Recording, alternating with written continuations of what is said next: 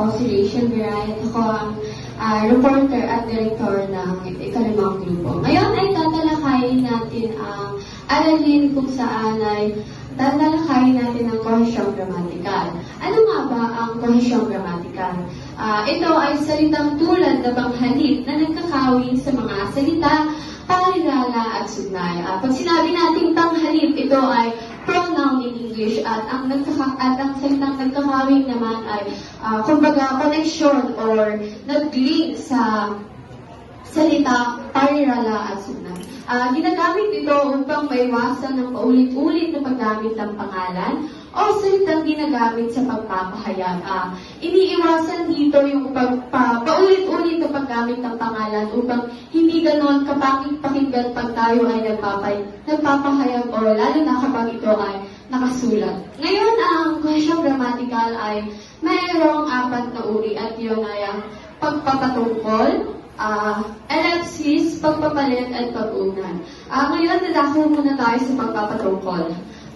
Ito ay ang paggamit ng panghalip na tumutukoy sa mga nauna o nahuling pangalan. Mahalaga ang tungkulin ng panghalip dito o yung pronoun para matukoy kung ano ang ibinibigay talakay sa pahayag. Pinapalitan yung pangalan ng panghalip para mas maganda itong pakinggan. Sa pagpapatungkol, meron tayong 2 uri. Yun ay ang anaphora at cataphora. At ang anaphora ay tinatawag ito na sulyap na pabalik. Ito ay ginagamit na panghalip sa hulian bilang pananda sa pinalitang pangalan sa unahan ng pangungusap. Kumbaga yung panghalip dito na pinalit natin sa pangalan ay makikita siya sa huling bahagi ng pangungusap. Halimbawa, patuloy na dinarayo ng mga turista ang isla ng Boracay sa Aklan dahil sila ay totoong nagagandahan dito. Ang ating pangalan na ginamit dito ay ng mga turista at ang ating panghalip na ginamit upang palitan ng pangalan ay silay. Naiintindihan nyo? Sa cataphora naman, ito ay tinatawag natin na sulyap na pasulong. Ito ang panghalip na ginagamit sa unahan bilang pananda sa pinalitang pangalan sa hulihan. Also dito, magiging baliktad naman. Makikita na natin ang panghalip na pinalitan ng pangalan sa unahan ng pangungusap. Halimbawa, patuloy nilang dinarayo ang isla ng Boracay sa Aklan dahil ang mga turista ay totoong nagagandahan dito. Ang panghalip na ginamit natin upang palitan ang pangalan ay ang ilang. At ang pangalan natin ginamit ay turista. Naintindihan? Ngayon, dadaka naman tayo sa ikalawang uri. Ito ay ellipsis. Ang ellipsis ang pagtitipid sa pagpapahayag.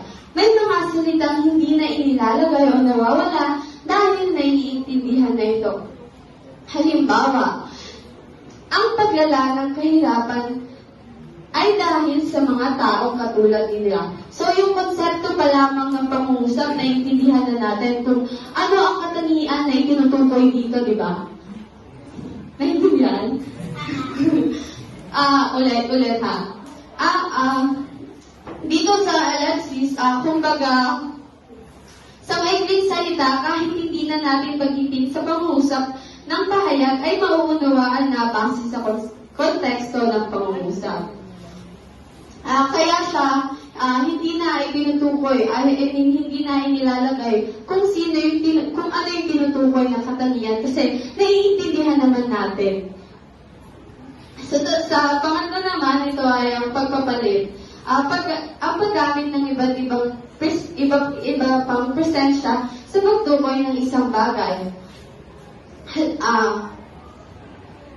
Binibigyang pansin kung ano ba yung iba pang matutumbas na binanggit na pangalan. Kung ano ba yung iba pang maipapalit na termino sa pangalan. Halimbawa, ang wikang Filipino ay makakatulong upang tayo ay magkaisa. Kailangan natin pahalagahan ang ating wikang pambansa. So, ang ating ginamit dito ay wikang Filipino at ang ating ipinalit naman na termino ay wikang pambansa. Para mas magandang pakinggan. Dahil nga ito ay tinatawag na pagpapalit. Dito naman tayo sa ika-4 ng pag-uugnay. Ito ay ang paggamit ng iba't ibang pangatib upang pag-ugnayin ang dalawang pahayag. Halimbawa, ang mabuting magulang ay nagsasakripisyo para sa mga anak at ang mga anak naman ay dapat nag-aaral ng mabuti. So, ang ginamit natin dito na pangatnigay at upang pagdugtungin ang dalawang pangungusap. At yun lamang po, maraming salamat.